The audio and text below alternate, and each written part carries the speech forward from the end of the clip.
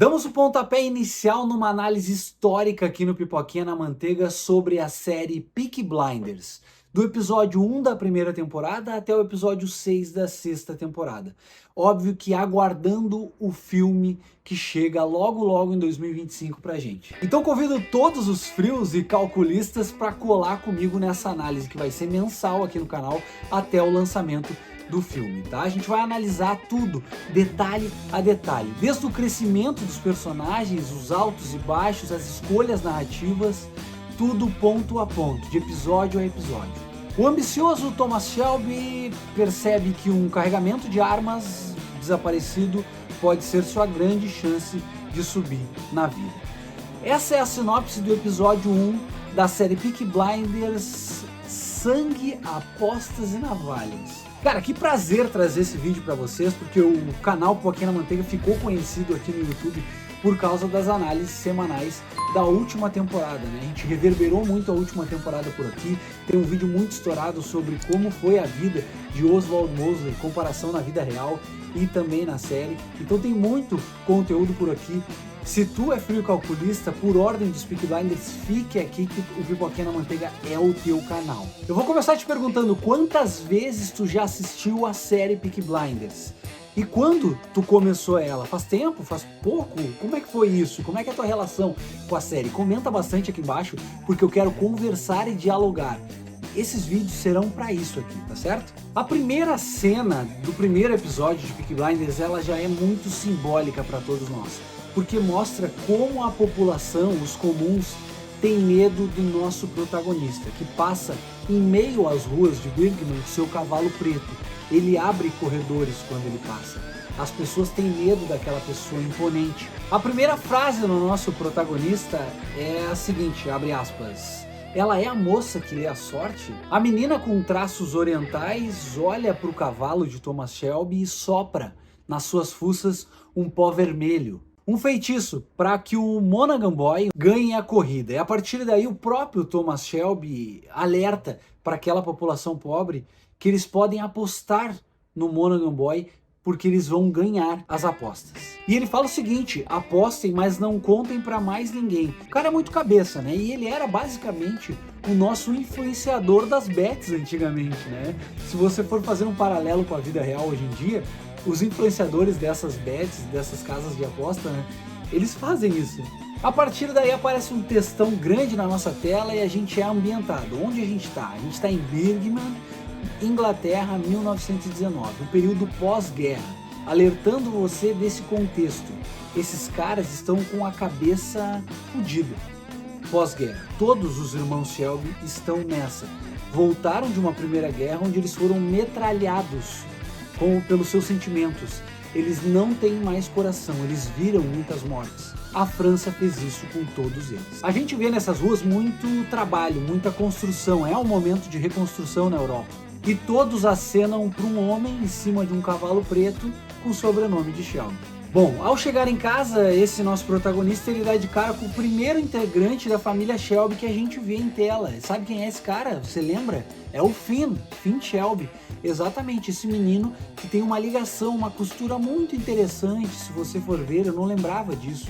Mas é uma costura muito interessante do primeiro episódio, por ser o primeiro a aparecer um Shelby, né? Com uma costura muito interessante ao último episódio da sexta temporada, que a gente vai falar mais à frente, por ele deixar de ser um Shelby. Então logo a partir dessa cena a gente entra, pela primeira vez a gente é escancarado no mundo das apostas, onde a gente vê primeiro o John Shelby, né, muito faceiro com a quantidade de apostas que eles estão recebendo em cima do Monaghan Boy, e logo depois o Arthur muito brabo com a atitude do Tommy, né, de uma chinesa ter enfeitiçado, batizado o cavalo, né, ele não gostou dessa atitude. Troca a cena, nós vemos no trem um senhor já com um monte de arquivo na mão sobre esses integrantes da gangue, né, e o interessante, senhoras e senhores, de vocês perceberem é quais são os delitos desses integrantes da nossa gangue principal dos Shelbys, né? O próprio Thomas Shelby, eu vou ler aqui para vocês, tá escrito o seguinte: assalto à mão armada, extorsão e fraude. Então Thomas Shelby, nosso protagonista aqui, já começa numa batida muito grande. E só para tu entender, olha a crescente desse baita personagem. ele sai como um cara que faz pequenos delitos, digamos assim, né? Na primeira temporada, no primeiro episódio, ele era um cozeiro, ele é um cara que está se reconstruindo após a Primeira Guerra, não tem muito dinheiro e ele começa a ter ideias e trabalhar com sua família para que ele seja aquele cara que você conhece da sexta temporada. Em meio à fábrica a gente vê os camaradas querendo greve e saudando, né, a luta na França. Os trabalhadores de fato, ali a gente vê o Fred Thorne, um cara muito importante para essa primeira temporada, esse cara que é um agitador político, né, ativista, comunista, sindicalista. Simplesmente eles eram trabalhadores que queriam mais direitos. Agora eu vou contar um bagulho pra vocês, o cabelinho dele nesse primeiro episódio é um fiasco. Eu adoro os cortes dos Peaky Blinders, mas o do Fred Thorne tá um horror. Na próxima cena somos apresentados ao Garrison Pub, né? Ambientação, e a gente vai ver muita coisa pela frente, inclusive bons diálogos e boas porradas. Aqui a gente vê um encontro do sindicalista Fred Thorne com o líder da gangue inglesa, Thomas Shelby. Logo nesse primeiro diálogo no Garrison, a gente já pode notar a expressão desse personagem principal que teremos pela frente, né? E a importância do que é falado ali. Se liga nessa linha de diálogo. O Fred olha pro Tommy e fala: logo você será rei de tudo por aqui. A crescente é essa, meus amigos. É isso que acontece. O Fred Thorne não estava errado. Ele nos alertou nos primeiros 15 minutos do primeiro episódio de Peaky Blinders o que esse cara viraria. Ele é um rei, ele tem uma crescente luxuosa. O Tommy, por outro lado, né, meio triste ainda com tudo que tinha acontecido na Segunda Guerra, né, abatido de todos os acontecimentos, ele fala: eu tomaria um tiro, né? O Fred Thorne tomou um tiro pelo Thomas. E o Thomas fala, ele gostaria de ter recebido aquele tiro, né? Acabaria com vários dos seus problemas. Esse tipo de narrativa, esse tipo de diálogo, a gente vê durante toda a série também, e a gente acompanha esse trauma desse cara que tá destruído pós a guerra. Ele pode ter saído da guerra, né? Mas a guerra não saiu dele. Ele tá sempre lutando contra o passado, tendo visões, vislumbres de tudo que aconteceu quando ele era tuneleiro. O impacto da guerra nesses homens, né, ele é muito bem representado no Danny, que anda junto com esse grupo, também batalhou junto com eles. Esse cara tem síndromes do pânico, né? Ele tem crises de pânico em meio a toda a multidão de Birmingham, né? Pessoas normais, comuns. Esses caras voltaram da guerra, mas o Danny é o cara que mais extravasa isso tudo. A cena a seguir, a gente vê a grande matriarca dessa família, a gente conhece a tia Polly. Firme e rígida, ela tá sempre xingando alguém, dando ordens para que essa família se reestabeleça no pós-guerra. Dessa vez ela fala com o John, mas isso acontece com vários outros personagens logo nos minutos seguintes. Uma reunião se forma entre os Shelbys e eles falam desse cara que chegou novo na cidade, que estava lendo os arquivos da gangue, né? Esse inspetor que é um peixe grande, não dá para brincar com ele. Eles falam isso no primeiro episódio. Eles falam que esse peixe grande chegou de Belfast, chegou com carregamento, já brigou muito com o Ira, com o peixe grande também em outro país, e chega ali para pegar alguém. Ele fazia, segundo os próprios integrantes da gangue inglesa falaram, ele fazia grupos sumirem. Será que os Shelbys à frente seriam um desses grupos que ele faria sumir? Não, né? Você já conhece a história. Tem duas frases aqui nesse ponto da reunião que me chamam muita atenção, né? Todos eles citam: aqui nós somos as porra dos Peaky Blinders. Então esse cara, esse peixe grande que tem que ter medo da gangue, e não ao contrário disso, né? E outra frase que me chama muita atenção é que a tia Polly fala em assunto de mulher, né? Todos os caras da gangue tratam com coisas de uma maneira muito machista, falando que e tal coisa, isso aí não é assunto para mulher, isso aí é assunto para mulher, né? E logo a tia Polly já demonstra ser essa figura poderosa e imponente que passa por cima de todo esse machismo. Os caras que estavam na guerra alegam que aquilo ali não era assunto para mulher, mas aí a tia Polly retruca dizendo: e quando vocês estavam na guerra, o que era assunto de mulher? Porque elas resolviam tudo, né? Não faz sentido pra ti? Polly vai até um lugar sagrado, que existem muitos diálogos na série inteira, né? E conversa com Thomas Shelby, perguntando pra ele, né? O que esse cara veio atrás, Thomas? E o Thomas sabe com toda certeza. Thomas queria roubar 4 motocicletas e no fim roubou um carregamento de armas da BSA.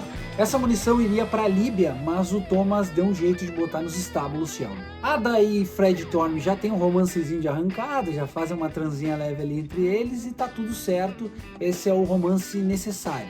Por falar em romance, em meio ao fogo, às brasas e os cavalos, surge no meio das ruas de Birmingham uma mulher, uma linda loira, vestida de verde. Lembrando vocês que o verde representa a esperança para Thomas Shelby e aquele grupo ali. Essa loira ela pede vaga para trabalhar no Garrison, existe uma recusa em um primeiro momento, mas depois ela pega e ela canta e encanta. Que loira. Vamos lá, no próximo momento a gente vê um discurso como podridão, depravação, corrupção, né? Esses são os assuntos do novo comandante de polícia recém-chegado da Irlanda. Ele fala da tal filosofia podre que está instaurada na cidade. Ele acha que tudo aquilo ali é podridão e que aqueles trabalhadores ali não merecem nada além de porrada. Os novos homens da lei, né, mandados pelo inspetor Campbell, eles já vão para cima de alguém da gangue inglesa. Eles acham que o Arthur é o mandante da gangue, só que eles deram o bote errado, porque eles foram em cima do nosso cachorro raivoso. Eles erraram muito o seu bote. E ninguém sai limpo de uma briga com o nosso Arthur Shelby, você sabe muito bem disso. Tratam o Arthur como um cachorro, como a escória da sociedade. Na verdade, ele é o cachorro de fato. Só que ele ainda vai morder muita gente. Eu quero falar um bagulho pra vocês, chegando mais pro final desse vídeo. A equipe de Blinders fala de política desde o seu primeiro episódio, tá? Não se engane. Muita gente reclamou que a quinta temporada e a sexta são temporadas muito políticas. Não, desde a primeira temporada tem muita política. Eu vou explicar pra você. O Campbell aqui ele fala diretamente com Winston Churchill, um cara muito importante na política mundial. Churchill tá sempre nessas falas desde a primeira temporada e ali ele começa a conversar com o nosso Campbell e o Campbell fala, né, confunde os nossos Shelbys com patriotas. Eles confundem que a gangue dos Shelbys são patriotas que fariam de tudo para proteger Birmingham e o resto. Veja bem, os caras roubando moto, desviando carregamento de arma e fumando ópio. Thomas Shelby, no final do episódio 1, ele toma a sua decisão de mudar de vida nesse pós-guerra. Ele poderia ser sempre aquele cara fudido da cabeça que ia ficar em Birmingham e ia trabalhar com as apostas e somente isso, mas ele muda. Ele decide ficar com o carregamento, né? Ao contrário do que o tio Charlie fala pra ele, né? O tio Charlie fala, não fica com isso. E o Thomas toma a sua decisão e diz, vamos ficar com o armamento. Ele vai dar o peitaço em muita gente a partir dali. Essa é a escolha da vida do Thomas Shelby, a primeira escolha que vai desembocar em várias outras escolhas ruins. O tio Charlie chega a falar, você quer ir para o inferno? E a partir dali, intuitivamente, o Thomas responde que sim, ele vai abraçar o inferno. E ele abraça todas as temporadas. Esperamos isso muito para o filme também.